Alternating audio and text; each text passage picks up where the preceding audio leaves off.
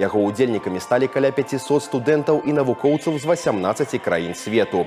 Ініцыятар праекта – Савет маладых навукоўцаў універсітэта. Галоўная мэта – даць магчымасць маладым даследчыкам не толькі прадставіць свае навуковыя распрацоўкі, але і пазнаёміцца з традыцыямі і культурай розных краін. Форум направлен именно на то, чтобы молодежь друг друга узнала побольше.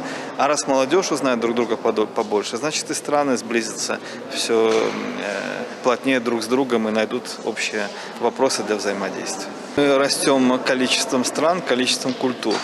Здесь же сегодня не только политех, здесь сегодня и другие вузы, у которых обучаются иностранные студенты. Асаблівую цікавасць да форуму праявілі ўдзельнікі з Йеменскай рэспублікі. Больш за 100 студэнтаў і даследчыкаў. Прадстаўнікі пасольства гэтай краіны ў Расійскай Федэрацыі прыбылі, каб падкрэсліць важнасць умацавання навуковых і культурных сувязяў.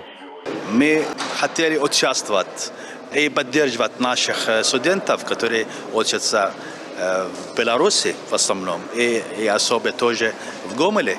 Здесь мы хотели так укреплять сотрудничество между двумя вот этими странами, Йеменом и Беларусью, в лице посольства Йемена в России. Самая яскравая частка форуму – демонстрация национальных костюмов, культурных и кулинарных традиций. У нас сегодня будет выступление, белорусские танцы, белорусские песни и арабские танцы, арабские песни тоже будут.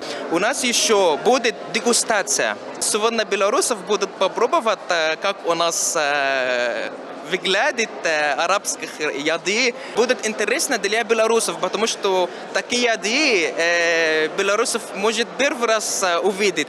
На 27 сакавіка запланавана навукова-тэхнічная канферэнцыя, дзе маладыя навукоўцы прадставяць даклады, дыяпазон тэм шырокі, ад гісторыі да тэхналагічных распрацовак.